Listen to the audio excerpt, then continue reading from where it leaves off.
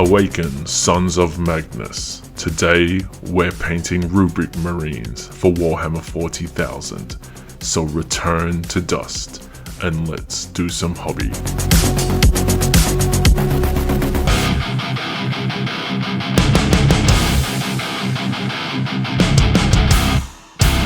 So here we have the Thousand Sons Rubric Marines box. Inside there's 3 sprues, one for the head and bodies, one for the legs, and one for the weapons and backpacks. So we're going to start off by clipping off the leg pieces. So each set of legs needs to be clipped off separately so you don't get them confused with each other.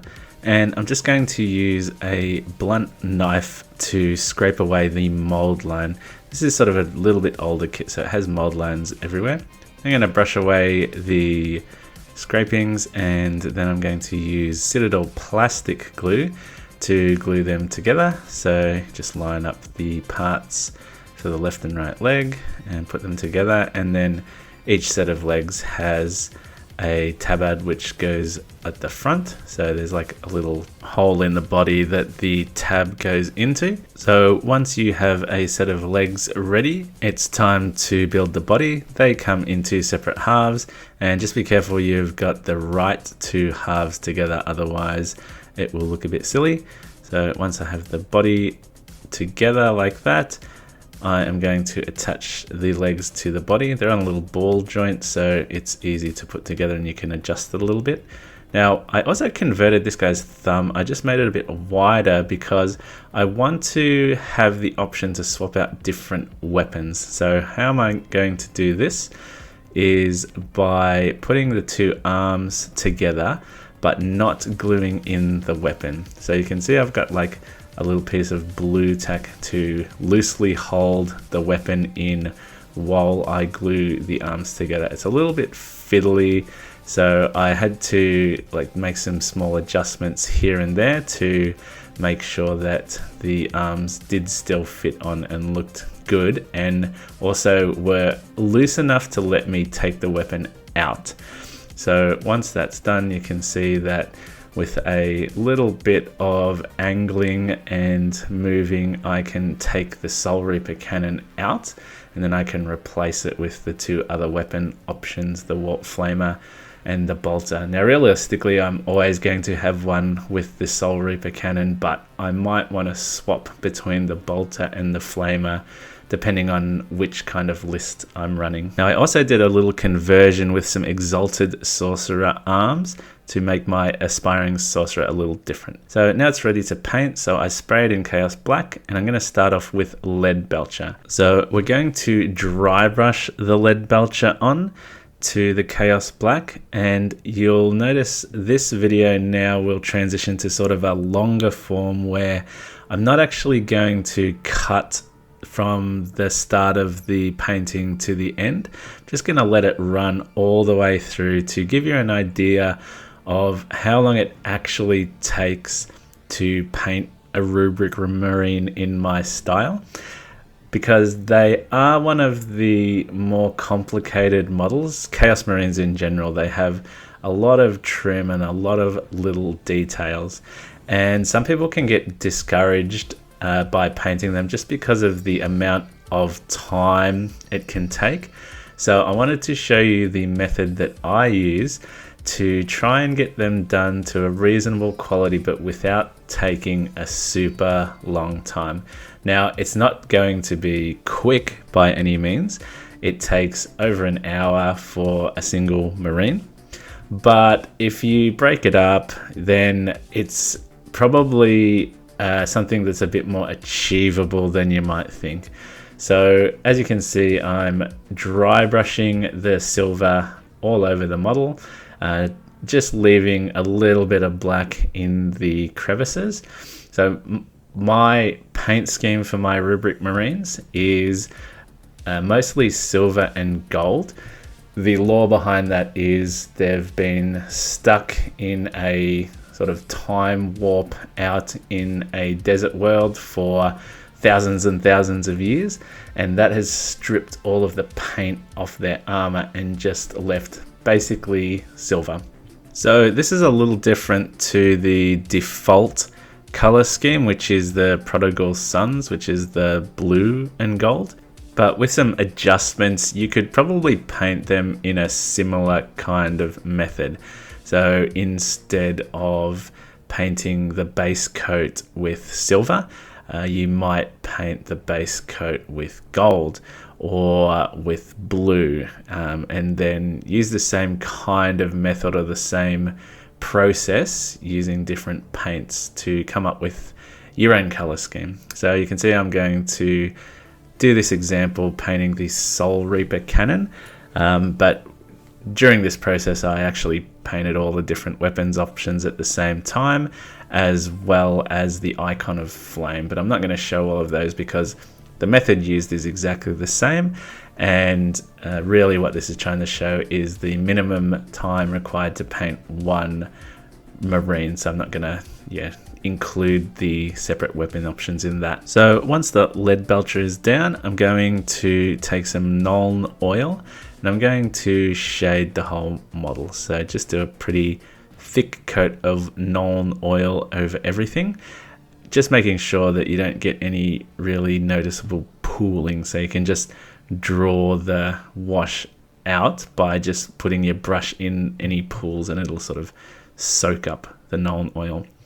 Now, some people might say, oh, why are you doing this when you've already done dry brushing? I just think it just evens out the tone of the metal, dulls it down and gives some more subtle shading than just dry brushing alone. So it doesn't take really that long to put the wash down, and when you are batch painting you can sort of put the wash down on one model and then go through and do 5 or 10.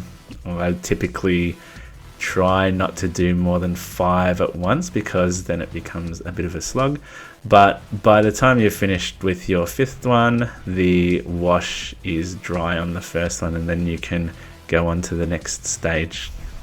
Now, normally I narrate over the entire course of the video, but because this is different video and the painting is in real time, it is going to take just over an hour. So I don't really think I have it in me to commentate or narrate the whole video. So I'm going to leave spaces where it's just going to be the background music and just jump back in when there's something notable that I want to talk about.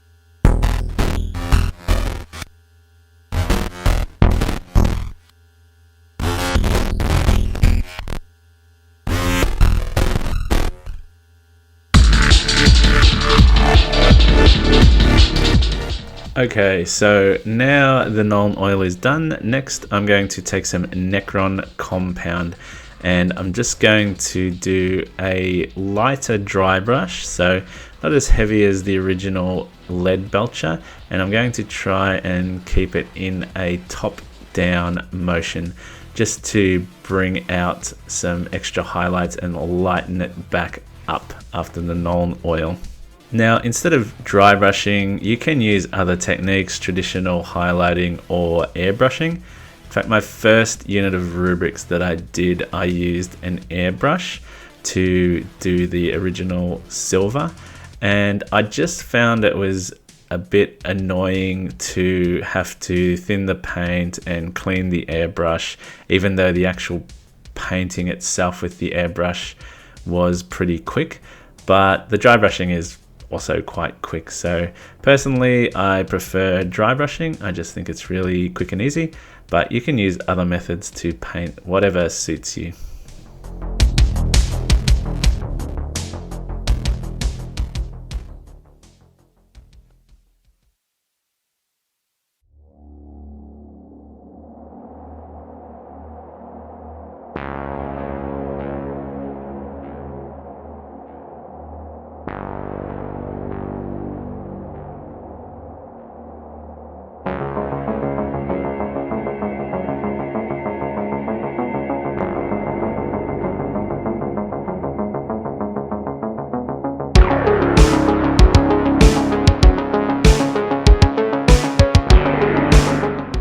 Okay, so now all the silver is down. I'm going to use Agaros Dunes to do the gold trim.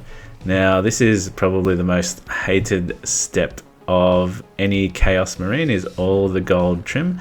So I tried to find a pretty easy, stress-free way to do it, and I found contrast was the way to do that.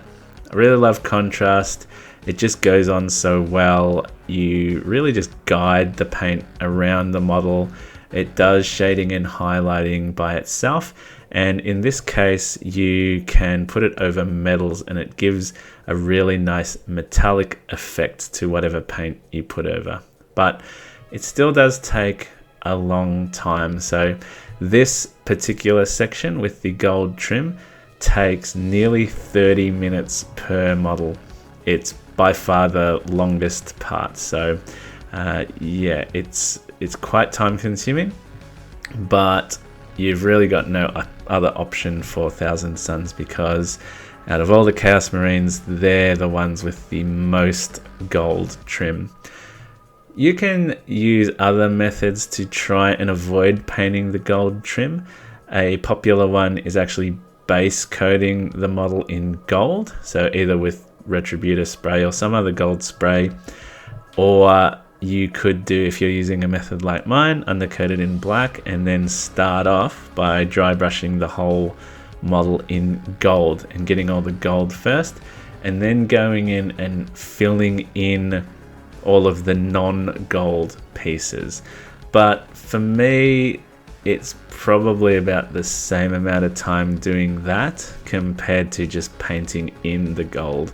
In fact, I speculate that it's a bit easier putting the gold on second, because most of the gold parts are raised up compared to the inner armor, so it's easier to catch those pieces rather than trying to get in, and then you might end up just spilling some paint onto the gold trim and then you have to fix that up.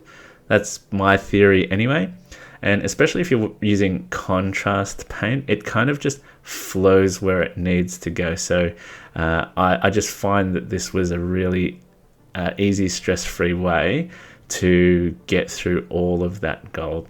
So I'm just going to go around the whole model piece by piece and just go over all the gold parts. And yeah, this section will take about 26 minutes. So if you want to skip forward to get to the next stage, that's about where you're looking.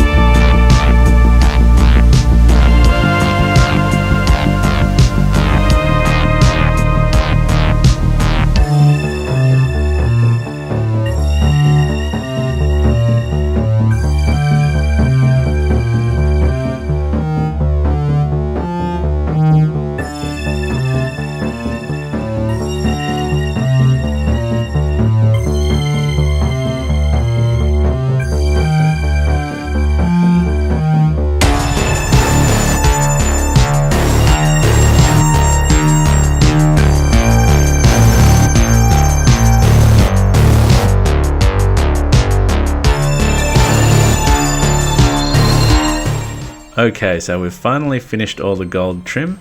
Next up, I'm going to use a Callian green and contrast medium. So I'm going to mix those about 50-50, or maybe just a little bit more contrast medium than the Acalian green. I'm going to use this to glaze around the corners of all of the armor, and this will give a kind of glowing effect to the armor. So these guys are magical animated dust, so I didn't just want to have it straight metal. I wanted to give the impression that there was some kind of light or magic emanating from the armor, and I just thought that this was a good way to represent that. So what I do is I just go through and I sort of just glaze into the corners or any edges that are connected to a piece of gold. So with the headdress, I sort of do it on the inner half of the patterned parts here, and then I'll just go around the rest of the model, just any of the edges where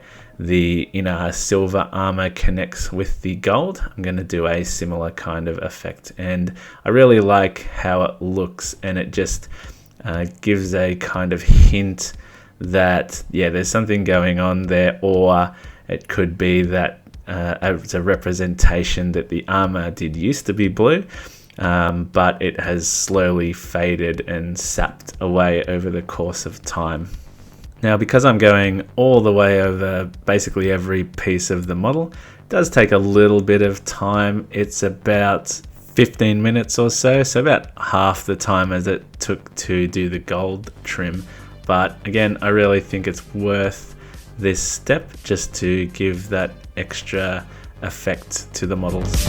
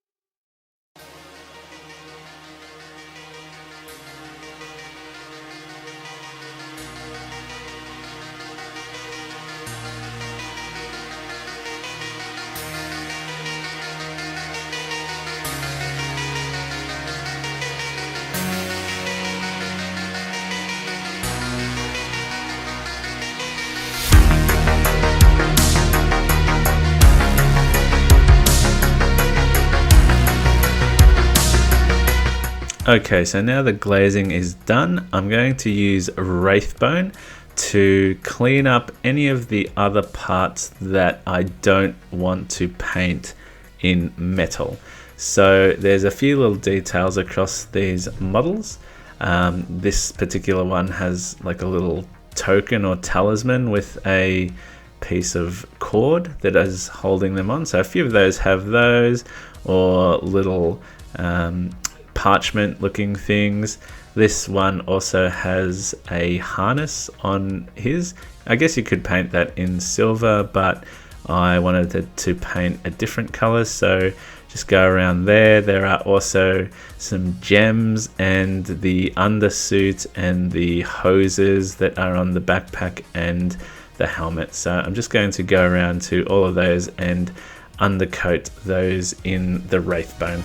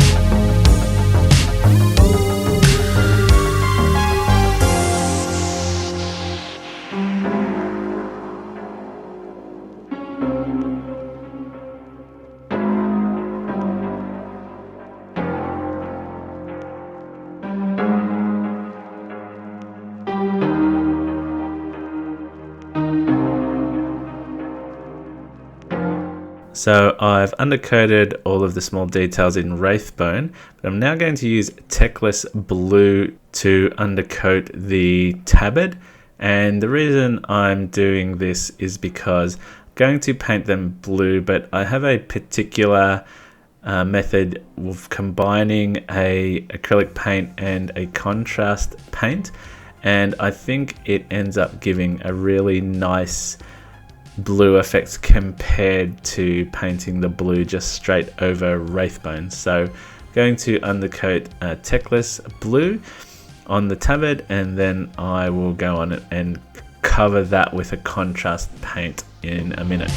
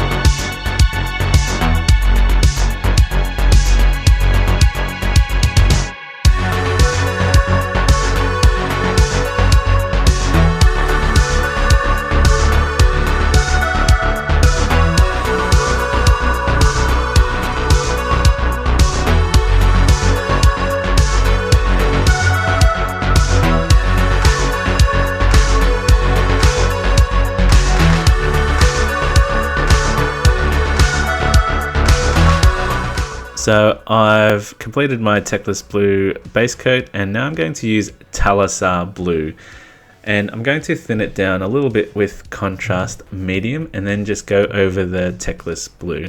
And as you can see, you end up getting a really strong royal blue compared to a more of an electric blue if I had have just put the Thalasar Blue straight over Wraithbone. So just going to paint that through here, the front and back. Now I did actually do some overspills on the gold part at the back of the tabard because it's quite hard to get back there with the legs in the way, so just had to clean that up later.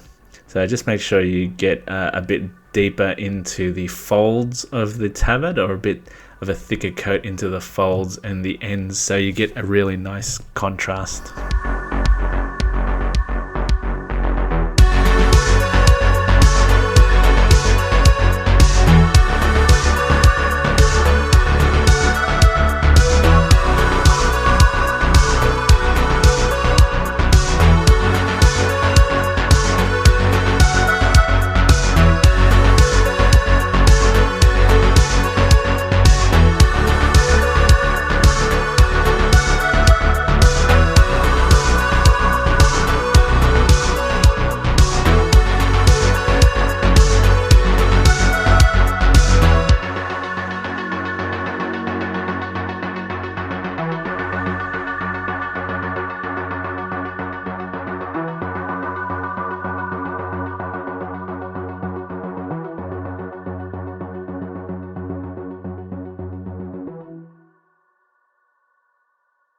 So with the tabard done, I'm going to move on to the smaller parts. I'm going to use Black Templar. So all of the smaller details like the harness and the undersuit and any of the hoses that are on the backpack and helmet, I'm going to do in Black Templar.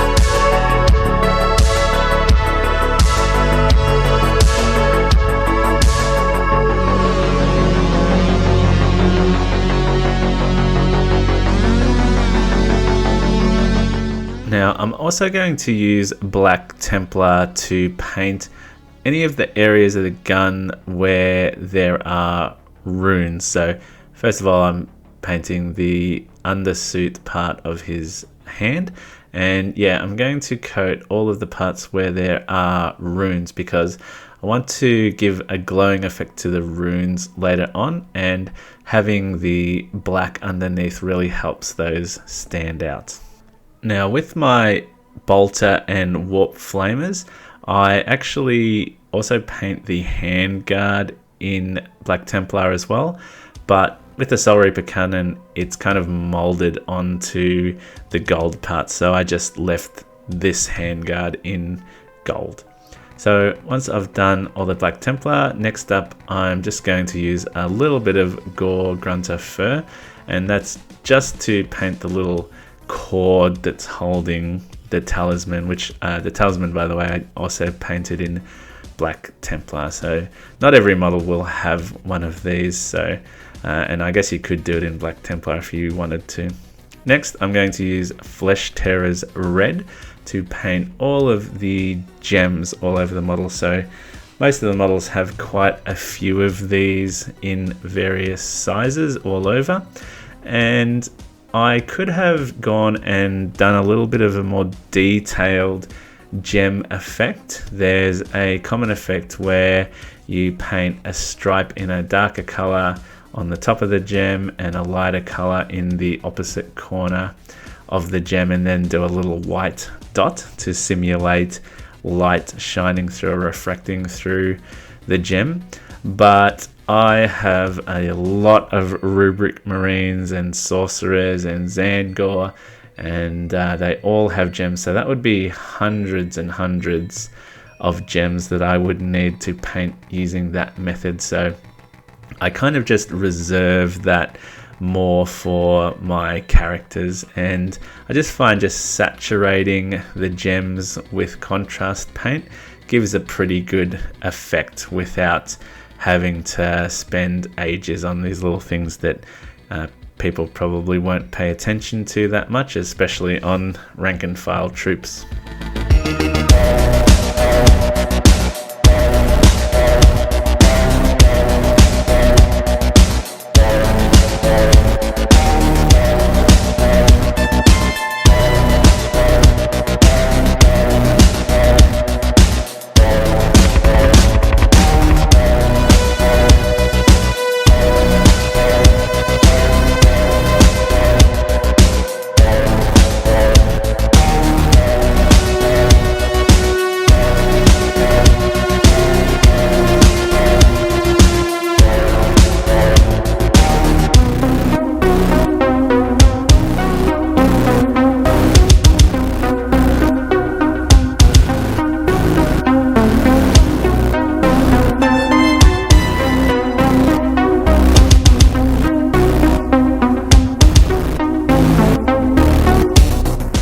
So with the gems done, I'm going to now use some Nihilic Oxide to go back and do the runes that are on the weapons and on various parts of the model. And I'm also going to use that to paint the eye lenses of the rubrics to make it look like there's some kind of glowing magic that's holding the spirit of the rubric, and it's glowing out through his eyes. So I just fill those, and if I make a mistake, I go back and just paint sort of around the edge with some Black Templar. I did pretty good on these ones though, and there's a little rune inside the tabard as well. So I just carefully sort of fill the rune with the Nihilic Oxide.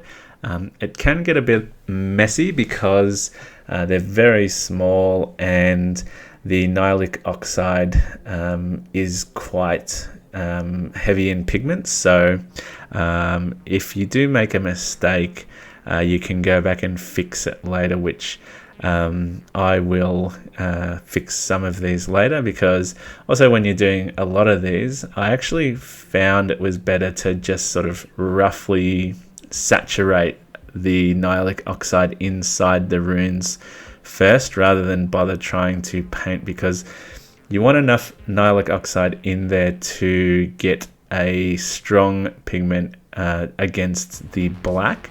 And yeah, I found the best way was to actually just basically fill up the rune with the Nihilic Oxide, so let it go in there pretty heavy, and then you can go and fix it up later.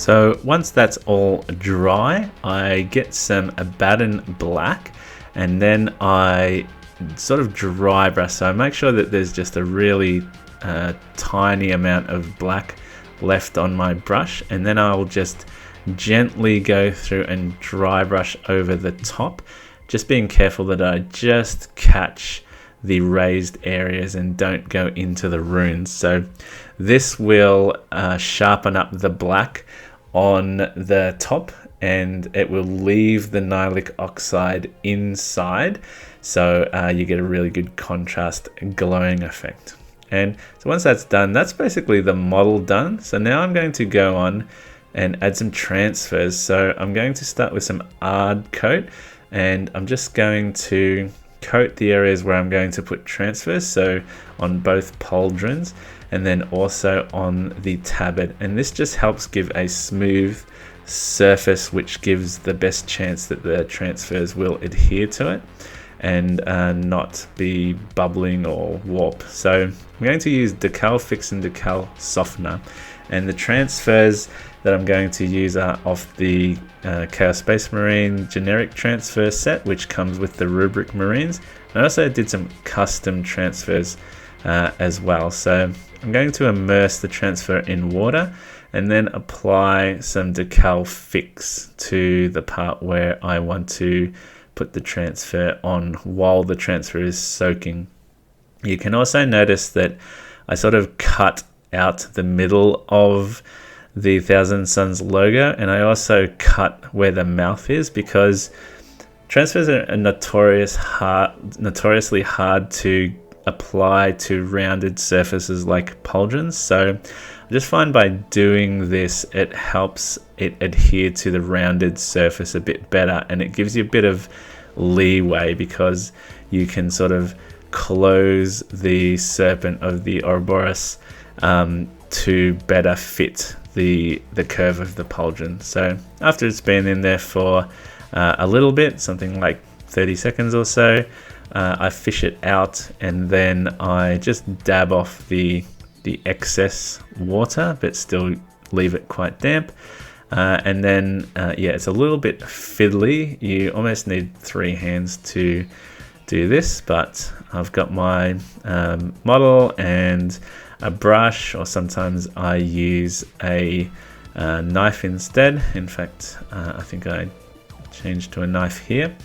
And yeah, you just gotta wiggle the transfer on while it's still wet, and then yeah, you just gotta adjust it and make sure that it's centered, and yeah, it's not sort of half out onto the gold trim, and it's not sort of warped and yeah, like buckling or ripped or anything like that. So it takes a little bit of practice, but I think that the models look a lot better with the chapter symbols and squad markings and stuff on the pauldrons, as opposed to yeah, just having them plain. And also, I'm not a good enough freehander to do freehand. So yeah, that's the Thousand Sons icon. And then I have these little squad markings that I just made up. They're just sort of random geometric shapes, but it helps me tell my squads apart.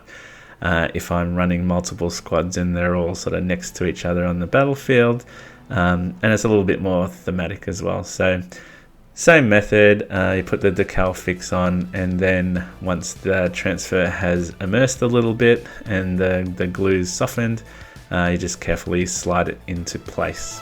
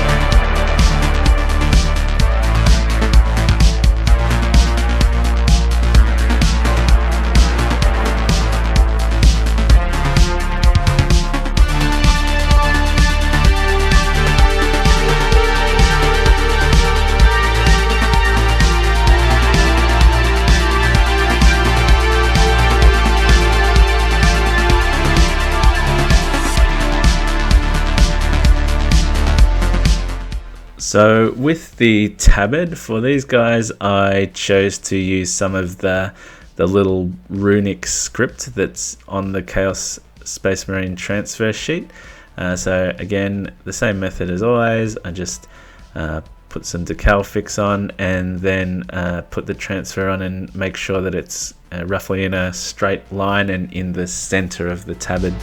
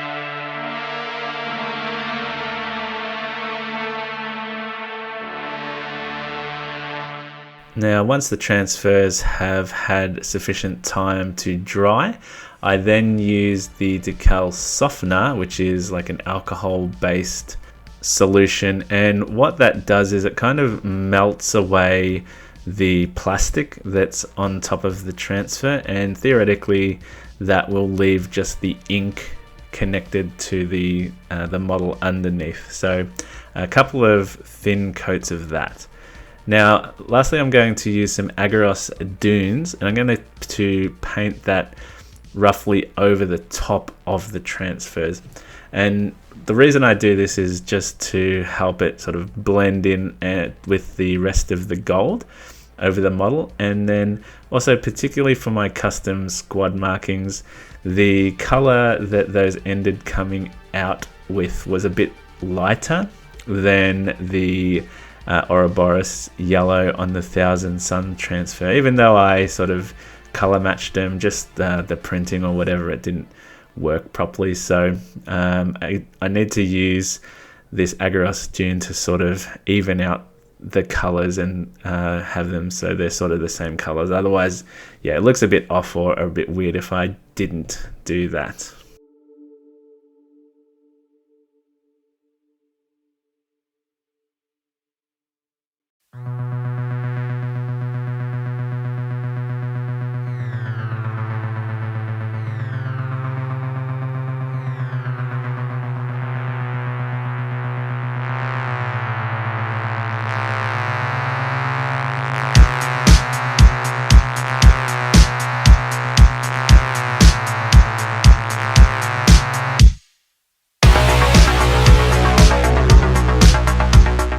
So now that all the painting and transfers are done, I'm going to use some satin varnish to varnish the model. So a couple of coats of varnish will make sure that it's protected, and especially with contrast paints, they tend to rub off easily. So I really recommend doing this. So now the only thing left is to assemble everything. So you can see I can attach the weapons to my Rubric Marine and take them out. Because there's a few layers of paint, it's a little bit harder to take them on and off. But I think for this guy, I'm just going to leave him with the Soul Reaper cannon. You can see it's quite difficult to get that on and off. So I think if I switch that around too much, I would end up bending or breaking his fingers. So I have a base that I've painted already, and what I do is I use some super glue, and I also use for a pin a piece of paper clip. So I'm going to insert that into the hole where I attached him to the piece of dowel that I use for my paint handle, and just cut it off with some pliers, and that will help make the connection between the Marine and the base a lot more sturdy, because you can see I paint the bases separately, so I can't use plastic glue to attach him to the base. So I need a bit more strength, especially because it's a textured base. So I just pop him on there, and then I also add some pink tufts to my base. So I wanted a desert look, but I also wanted it to look a bit alien or a bit Zinchi. So these pink tufts represent the forces of change going wherever the Thousand Suns go. So these pink grass things will spring up in the desert or whichever environment they happen to be. So they do come with an adhesive underneath them, but I like to just apply some PVA to it as well, just to make sure that the bond is extra strong and it doesn't fall off just from normal use. So yeah, I just get some tweezers and then some PVA glue and just attach it to the base by applying PVA glue.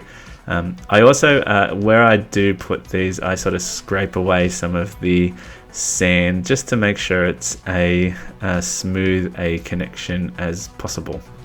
So I leave that to dry once I've got a couple of tufts on there, just to my liking. And the last thing I'm going to do is also attach the icon of flame. So that goes on the top of the backpack, and I'm going to attach that by drilling a hole in it and then using a paper clip, similar to how I attached the Marine to his base, except I'm not going to glue it. And again, this just gives me the flexibility to remove it if I need to. There's no reason not to glue it at the moment because it's free war gear and it can go onto any Marine. But if the rules change down the track, I don't have to permanently affix it there. So with that, that is the entire end-to-end real-time painting of a Rubric Marine. It started at about 3 minutes and finished the painting at around an hour 15. So it's about an hour 12 and then about another 12 minutes to add the transfers. So it does take a little bit of time, but I think it's pretty good. Here's the custom sorcerer. So I hope that gave you some ideas to get your rubrics painted and on the table. Thanks for watching.